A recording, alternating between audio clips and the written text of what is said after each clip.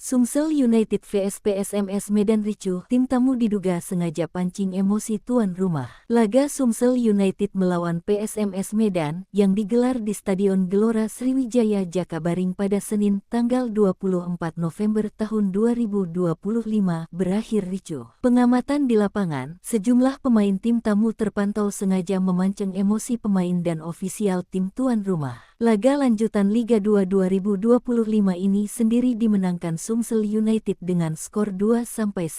Tanda-tanda duel sesama tim asal Sumatera ini akan berakhir ricuh sudah terlihat sejak menit 70.